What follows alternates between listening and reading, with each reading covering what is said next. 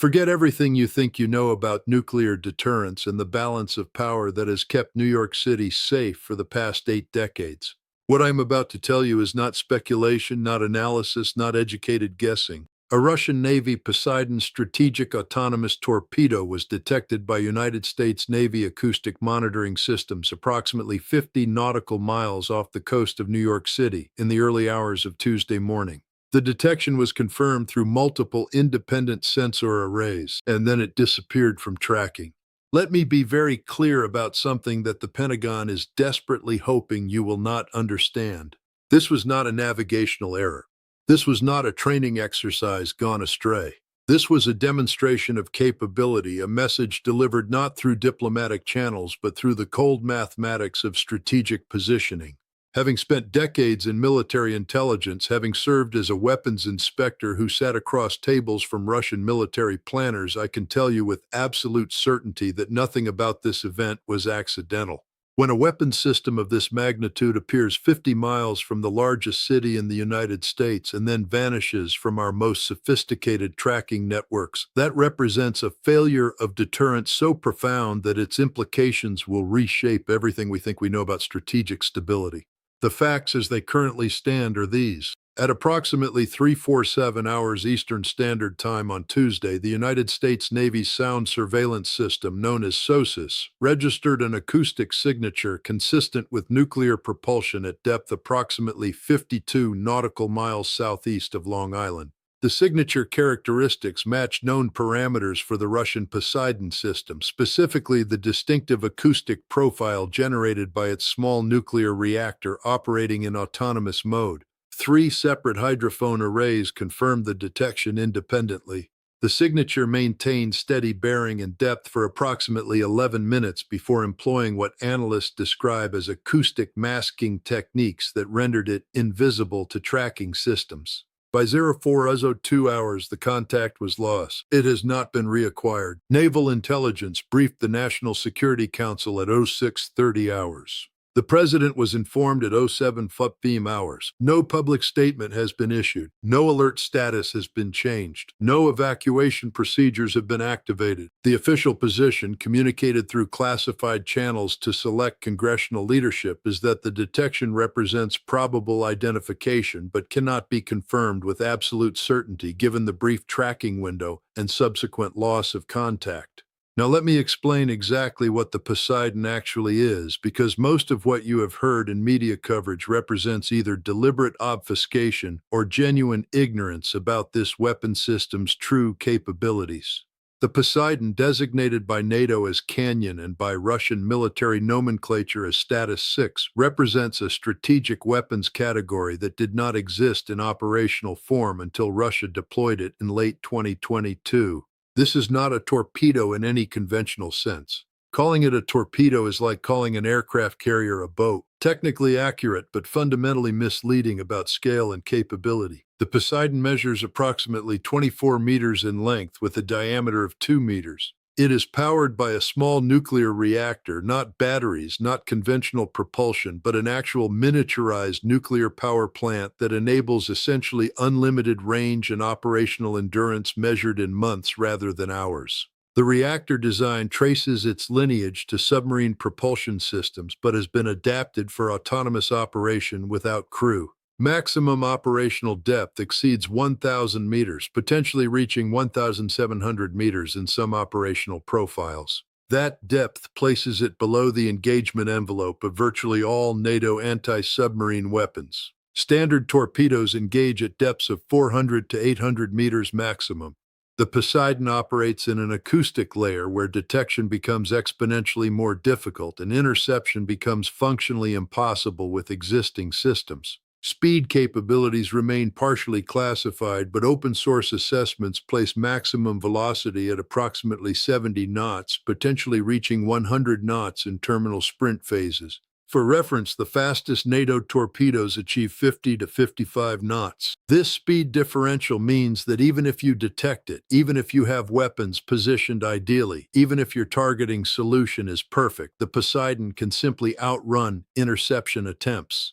The warhead represents the most significant departure from conventional thinking about nuclear weapons employment.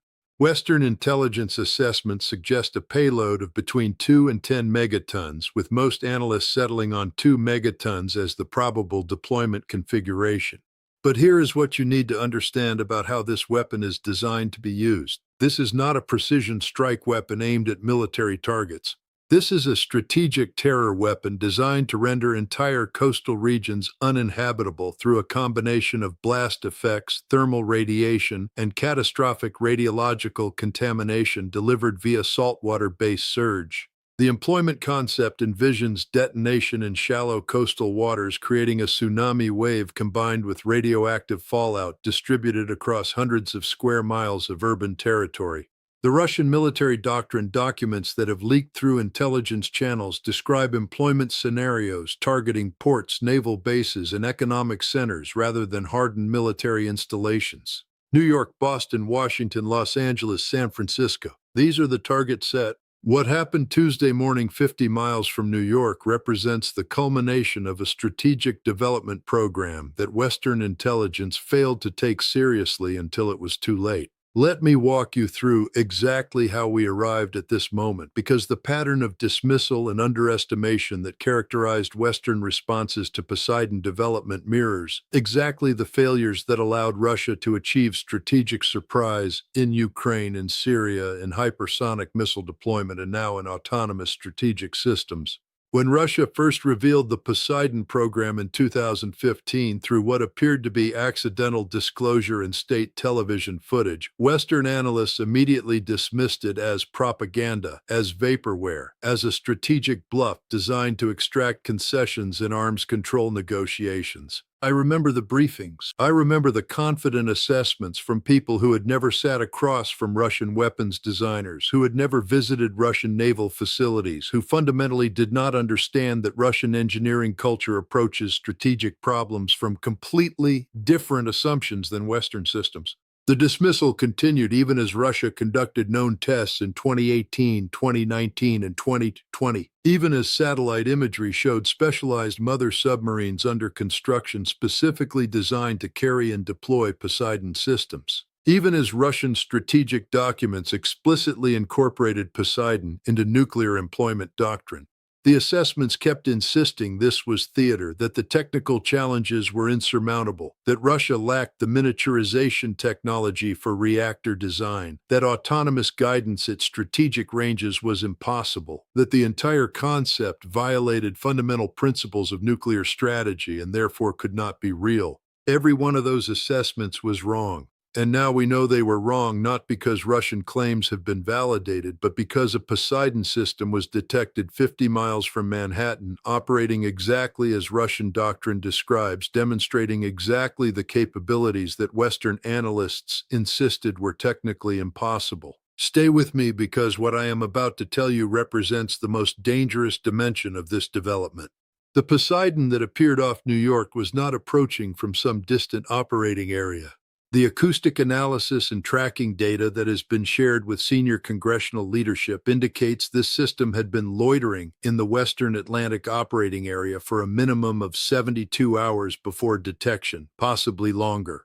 The implication here should terrify anyone who understands naval operations.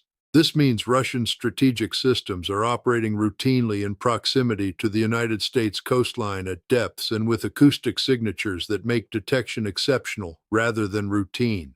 We detected this one because of optimal positioning of sensors, because of favorable oceanographic conditions, because the system was operating at a depth and speed profile that happened to intersect with monitoring capabilities.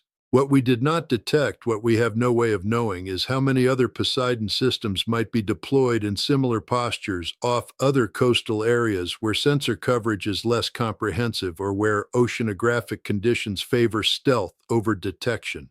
The operational doctrine that governs Poseidon employment envisions pre-positioning strategic systems during periods of elevated tension, creating a distributed arsenal positioned for immediate employment without requiring transit time from Russian territorial waters. Think about what this means practically.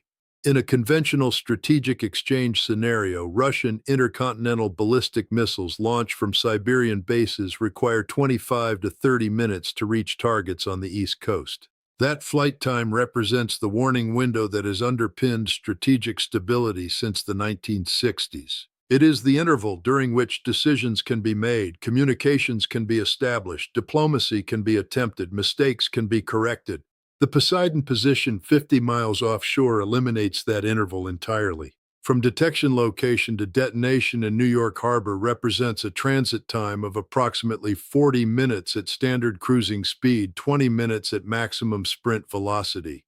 But there is no requirement to transit. The system can loiter at detonation location indefinitely. The decision cycle compresses from 25 minutes to whatever interval exists between the order being transmitted and the warhead detonating. And because the system operates autonomously, because it receives orders through extremely low-frequency communications that are functionally impossible to intercept or jam, there is no warning, no indication, no chance for interdiction. Let me tell you what actually happens when you try to defend against this threat with existing capabilities, because the naval response posture that has been implemented since the Tuesday detection reveals exactly how limited our options actually are.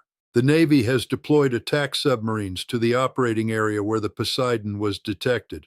These submarines are equipped with Mk-48 torpedoes capable of engaging submerged targets at ranges up to 50 kilometers. In theory, if a Poseidon is detected, if targeting data is current, if the weapon is within engagement range, these submarines could attempt interception. The problem is that none of these conditions can be reliably met simultaneously. Detection is sporadic and depends on the Poseidon operating in ways that generate acoustic signatures above ambient noise thresholds. The system can simply go quiet, drop to maximum depth, and become functionally invisible. Even if detection is maintained, even if you have a submarine positioned ideally, even if you achieve targeting solution and launch weapons, the Poseidon's speed advantage means it can evade while your torpedoes exhaust their fuel supplies, chasing a target that is faster than they are. Surface ships present even more limited options. The Navy's standard anti-submarine rockets have maximum ranges of 8 to 12 kilometers and cannot engage targets below 600 meters depth. The Poseidon operates routinely at 1,000 meters or deeper. Maritime patrol aircraft equipped with sonobuoys can search vast areas but have no organic weapons capability against deeply submerged targets and must rely on coordinating with submarines or surface ships that may be hours away from contact location. The reality that no official briefing will address is that we do not have effective countermeasures against Poseidon systems operating in the Western Atlantic. We have detection capabilities that function sporadically under favorable conditions. We have weapons that might work if every variable breaks in our favor. We do not have reliable means of neutralizing this threat. Keep watching, because the next part is where everything starts to unravel into second and third order consequences that extend far beyond the immediate military balance. If Russia has successfully pre-positioned strategic nuclear systems within strike range of East Coast cities, if these systems can operate for extended periods without detection, if our defensive capabilities cannot reliably interdict them even when we know they are present, then the entire strategic calculation that has governed nuclear deterrence for 60 years has fundamentally changed. Deterrence depended on certainty. You knew where the weapons were. You knew how long flight times would be. You knew what launch signatures looked like. You knew what indicators and warnings would precede employment. Poseidon eliminates every one of these certainties. You do not know where the systems are.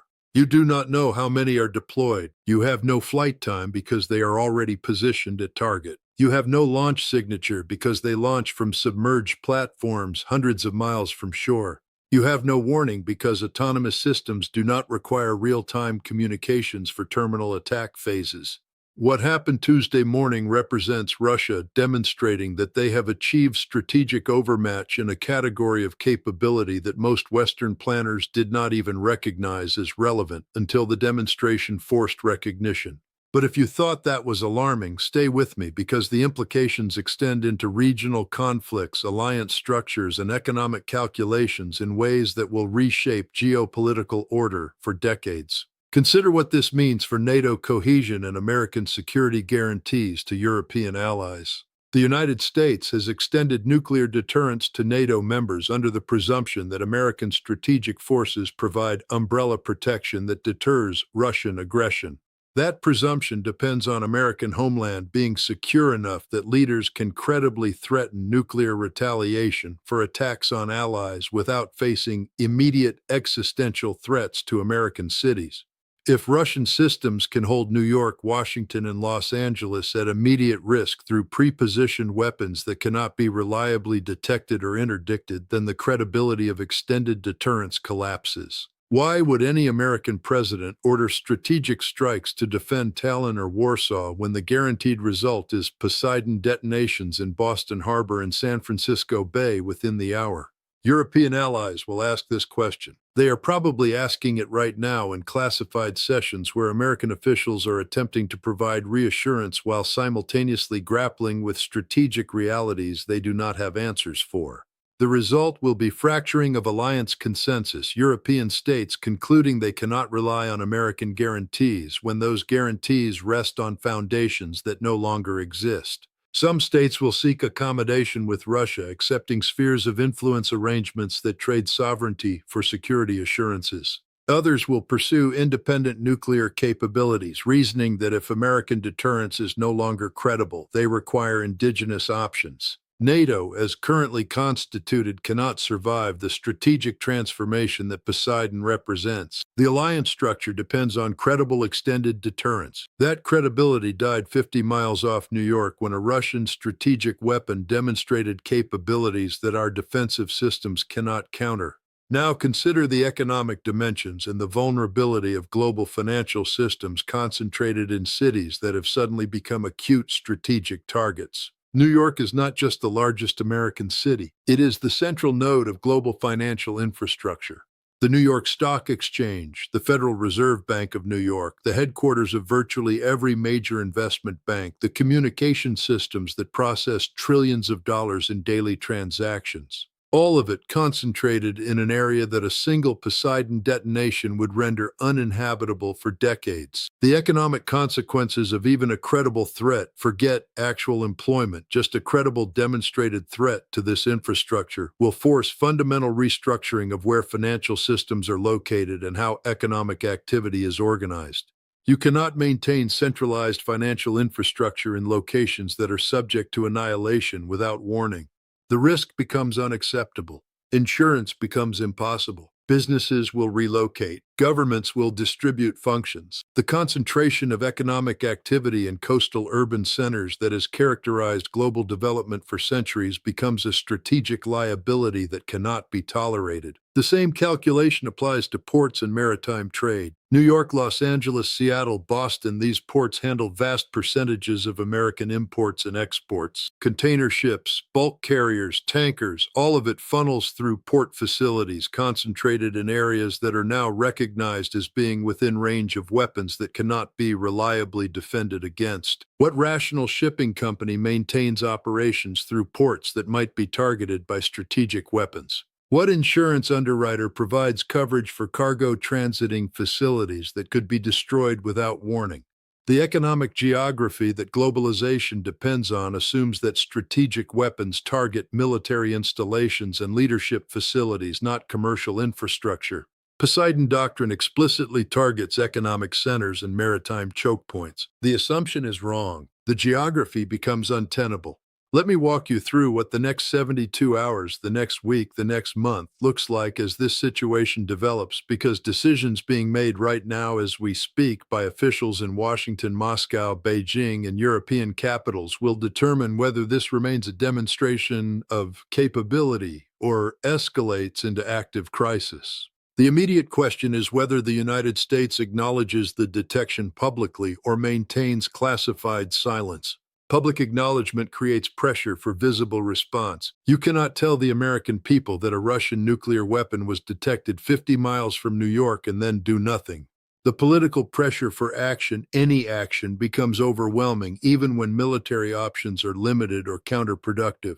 Silence preserves flexibility but creates different risks. If the detection leaks through congressional channels or intelligence services, if Russia chooses to publicize their own version of events, if Allied intelligence services begin asking questions about what happened and why they were not informed, then the silence becomes perceived as cover-up rather than strategic discretion. Moscow faces its own decision calculus about how to leverage this demonstration. They can remain silent, allowing the detection to achieve its strategic purpose of demonstrating capability without triggering crisis escalation. They can acknowledge it obliquely through diplomatic channels, using the demonstration as leverage in negotiations over Ukraine, sanctions, or European security architecture. They can publicize it overtly as strategic messaging that Russia possesses capabilities rendering American homeland vulnerable to attack without warning. Each option serves different strategic objectives. Silence preserves ambiguity and gives the United States space to avoid public response. Oblique acknowledgement creates pressure for negotiated settlements. Overt publicity maximizes psychological impact but risks triggering military responses that Russia might not want. The decision will depend on what Russia is attempting to achieve strategically and how they assess American likely responses. China is watching this development with acute interest because the strategic principles that Poseidon demonstrates apply directly to their own concerns about American carrier strike groups operating in the Western Pacific. If autonomous nuclear systems can operate undetected in proximity to hostile coastlines, if defensive systems cannot reliably interdict them, if prepositioning eliminates warning time, then everything China has been developing for anti-access area denial in the Pacific receives strategic validation. The specific technical approach might differ. China favors different weapons platforms, but the underlying logic is identical. Deny your adversary the operational sanctuary they have relied on. Force them to operate under conditions where their forces are vulnerable to attack without warning.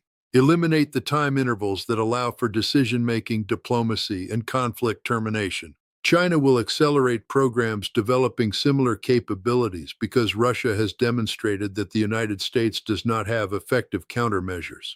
What happens in the coming days will echo for decades because this is not just about one weapon system or one detection event. This is about the structure of strategic stability being fundamentally altered by technologies that eliminate the warning times, the defensive options, the decision intervals that prevented nuclear war for 80 years. We are watching in real time the end of one strategic era and the beginning of another, and I am not certain that the people making decisions in Washington fully grasp what is happening. Having been in rooms where these decisions are made, having watched how institutions respond to developments that invalidate their existing frameworks, I can tell you that the tendency is to minimize, to fit new realities into old categories, to assume that somehow the previous rules still apply if we just try harder or spend more money on existing approaches. The Poseidon cannot be fit into old categories. It represents strategic transformation as significant as the transition from conventional to nuclear weapons in the 1940s. Either we recognize this and adapt our strategic posture, our alliance structures, our deployment patterns, our targeting doctrine, our entire approach to deterrence and defense, or we pretend that minor adjustments will suffice and discover through catastrophic experience that we were wrong. The clock is running. The window for adaptation is closing. What was detected 50 miles from New York on Tuesday morning was not just a Russian weapon. It was the future of strategic competition, and we are not prepared for it. Forget everything you think you know about nuclear deterrence and the balance of power that has kept New York City safe for the past 8 decades. What I'm about to tell you is not speculation, not analysis, not educated guessing. A Russian Navy Poseidon strategic autonomous torpedo was detected by United States Navy acoustic monitoring systems approximately 50 nautical miles off the coast of New York City in the early hours of Tuesday morning. The detection was confirmed through multiple independent sensor arrays, and then it disappeared from tracking. Let me be very clear about something that the Pentagon is desperately hoping you will not understand. This was not a navigational error. This was not a training exercise gone astray. This was a demonstration of capability, a message delivered not through diplomatic channels, but through the cold mathematics of strategic positioning. Having spent decades in military intelligence, having served as a weapons inspector who sat across tables from Russian military planners, I can tell you with absolute certainty that nothing about this event was accidental. When a weapon system of this magnitude appears 50 miles from the largest city in the United States and then vanishes from our most sophisticated tracking networks, that represents a failure of deterrence so profound that its implications will reshape everything we think we know about strategic stability. The facts as they currently stand are these. At approximately 3:47 hours Eastern Standard Time on Tuesday, the United States Navy's Sound Surveillance System, known as SOSUS, registered an acoustic signature consistent with nuclear propulsion at depth approximately 52 nautical miles southeast of Long Island.